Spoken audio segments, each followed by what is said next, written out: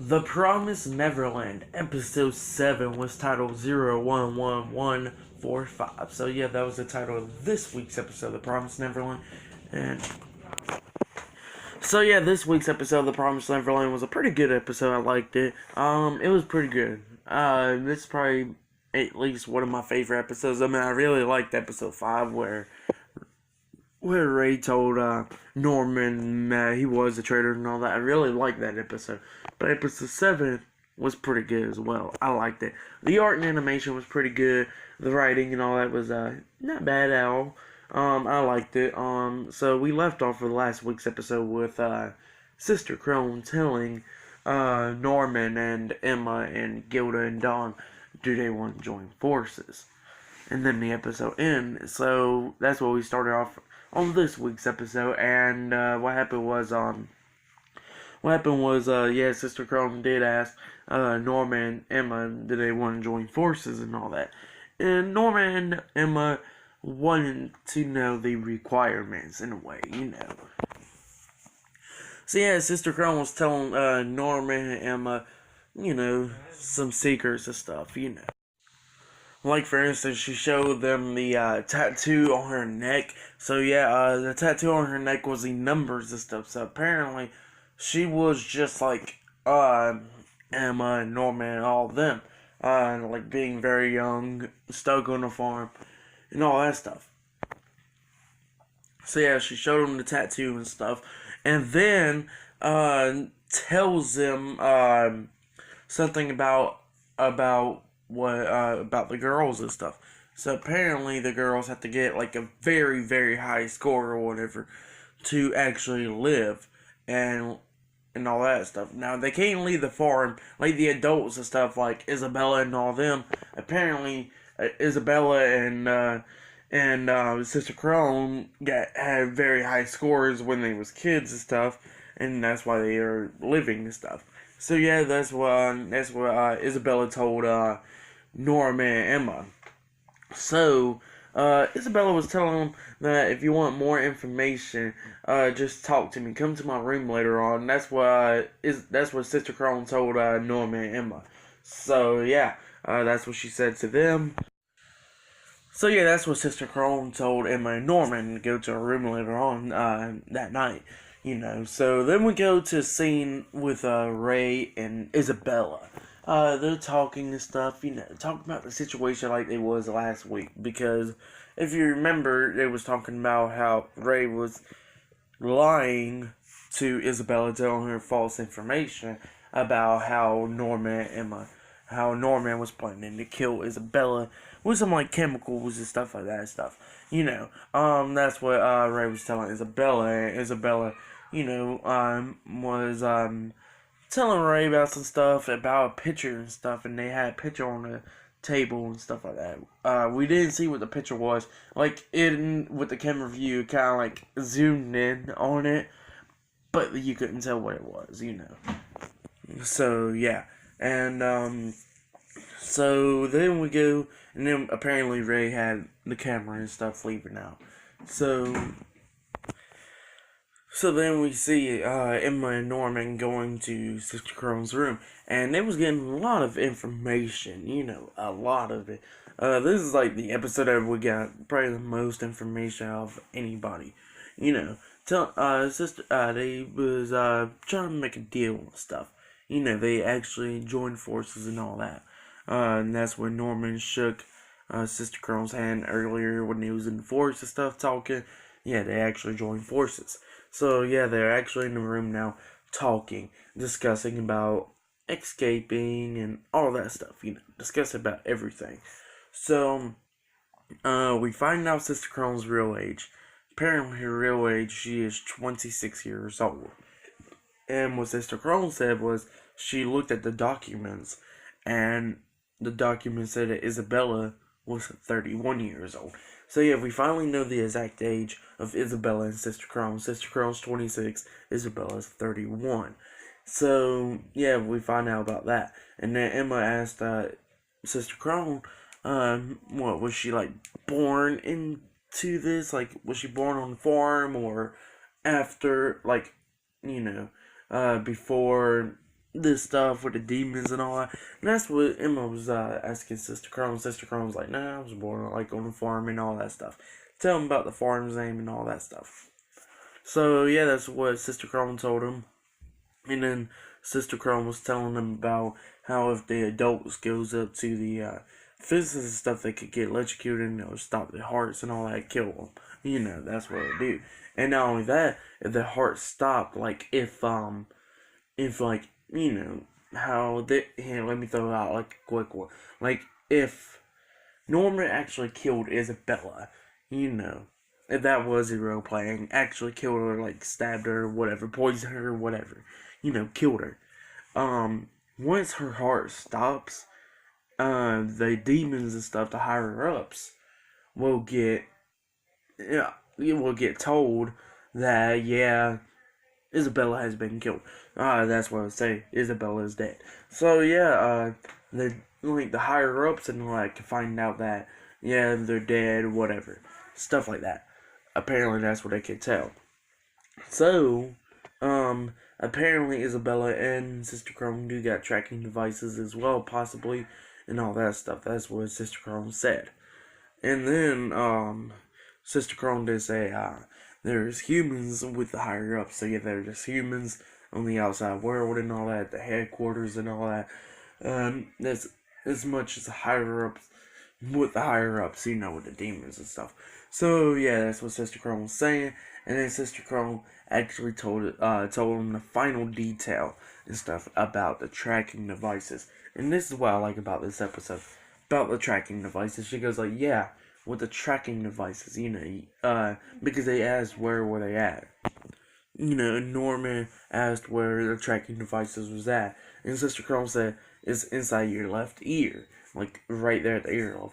The only way, you can't destroy it at all, So this, Sister Chrome did tell him that the tracking devices was inside their left ear. And the only way to get it out was, like, you can't cut it off or whatever.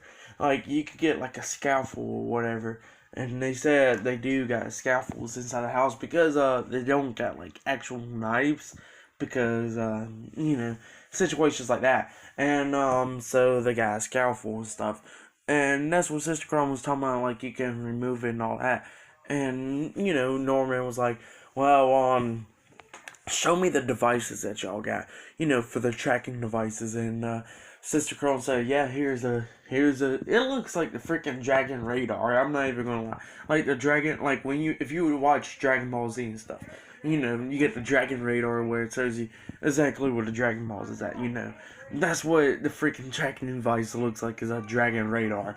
So it was pretty cool, So they got the freaking, they got the tracking device, And, it tells them where the kids are at, which is on the tracking device to show all of them right there inside the house. But it does tell you where the kids are at, but it don't tell you who it is, So if Norman goes out to the fence, it tells you somebody's out there in the fence, but it don't tell you who it is.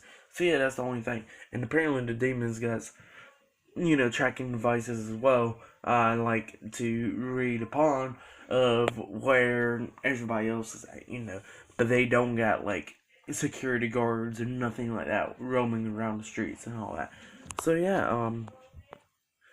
pretty cool right there. We learned about a lot of stuff. And then Norman, Emma was like, okay, that's all the information we need, pretty much. And then Sister Chrome was like, I could tell you more, but you gotta come back next time. So that's what Sister Chrome said. And then Norman and Emma was like, okay, started walking away. They was about to open up the door, and then Sister Chrome starts laughing. And Norman and Emma turns around, looks at her like, what the hell are you laughing about? And Sister Chrome was like, I got you. Pretty much, in that way. Applying that, when Sister Chrome did tell Norman and Emma where the tracking devices was at in their ear, they didn't feel right there around the ear. She said, I could tell when somebody's lying by the feelings that they get, or sweat, all that stuff. I could tell when somebody's telling a lie or whatever. That's what Sister Crow said. Sister Crow's like pretty smart, Like she pretty much knew that Norma and Emma already knew where the tracking devices was at. So yeah, that's what Sister Crone said. Because Sister Crone said, "Well, I know you was lying because you didn't feel where the tracking device was at in that left ear. So I knew you already knew where it was at. So yeah, y'all pretty smart and all that stuff." And yeah, and they walked away. And Norman and Emma was pretty scary. Like the shock on their faces, the animation and stuff was pretty cool what they did with that. You know. See, the animation stuff did amazing where the pupils and stuff when it was shocked on their face. Like, it was amazing. I'm not even gonna lie. I liked it. So, yeah, like I said, one of my favorite episodes, probably the favorite episode. Besides with episode 5. Episode 5 I really loved, when Ray explaining and stuff about when he tells Norma and all them, and he was a traitor and stuff. Like I said, I really love episode 5. And episode 7 is like right there with it, It was a pretty good episode. I liked it. But, so, Sister Crone did tell him, and then Norma and Emma did leave out the room and all that. And, Sister Crone still got that creepy ass doll, by the way. I forgot to mention that when Norma and Emma was about to walk in. Yeah, Sister Crone still got that creepy doll, and Emma and Norma was creeped out by that creepy doll as well. And it was weird because as soon as Emma and Norman leaves out the room, Sister Crone had a doll set up on her bed and just like, looked so damn creepy. I mean, yeah, the doll was not in the manga or whatever, but it looks so damn freaking creepy, When they zoom in on the doll, it looks creepy as hell. So, yeah, that was pretty cool. So, then Ray finally finds out that Sister Crone did went up to Norma and Emma and them to join forces and all that. And Ray was like shocked, like, what? For her? Oh my god, stuff like that. So they come out with a little plan. And we see Sister Crone pretty much spying on Ray, Emma, and Norma and all them, seeing all the kids inside of the dining room, setting up plates, making dinner, all that stuff. So, yeah, that's what Sister Crone was spying on them about. So she noticed it was her chance. She goes up to Ray's room, and she's trying to look for something. To get information, so she could get that information and send it to the higher-ups. To tell them, yeah, these kids knows about this stuff, and so she can, tell the higher-ups about Emma, Ray, Norman, and then they'll get Isabella in trouble because Isabella got suspicious and stuff about it, but never told the higher-ups. They'll get her in trouble, and then Sister Crone can become the new mom of the household. So, yeah, that's what Sister Crone was trying to do. She goes up into Ray's room looking for something, destroying the covers, all that stuff. And then she looks behind a little dresser nightstand, behind this little nightstand, and she finds a letter. And she opens up the letter, reads it. And we don't know what the letter says, but she read it, and she was shocked on her face, and she started smiling. And then she runs out the room, and she opens up her room door, the door, for her room, runs in there. And Norman, Ray, and Emma already knew what happened. I think this was Ray, Norman, and Emma's plan about this because, after they told Ray about Sister Crone trying to join forces, I think they did something. Because before this, we see Ray take a picture of Norma and Emma. I'm not saying it's the picture or whatever, but he did take a picture I forgot to mention before this scene and stuff. So yeah, that's all we got from that. So, and he said, and oh yeah, I forgot to mention that before the scene with Sister Crone going into the room and stuff, Ray did took a picture of Ray and of Norma and Emma, and so yeah, this will help on the tracking devices because so yeah, Norman did ask Ray about the tracking devices, and he said, yeah, I'll try to get it out as soon as possible and stuff like that. So yeah, that was a little bit of information I forgot to tell you about what before the Sister Crone scene. But yeah, going back to Sister Crone. So Sister Crone's inside of her room and stuff, and Norman, Ray, and Emma already knows about the situation pretty much because they started smiling right after that scene. So apparently they did made a trap, like a little trap or whatever. And oh yeah, and I forgot to mention another one where this was a funny scene where she was like looking around for some information. Phil did walk her, going by the room. He goes like, "What are you doing?" And Sister Crone was scared and stuff. That was a funny scene.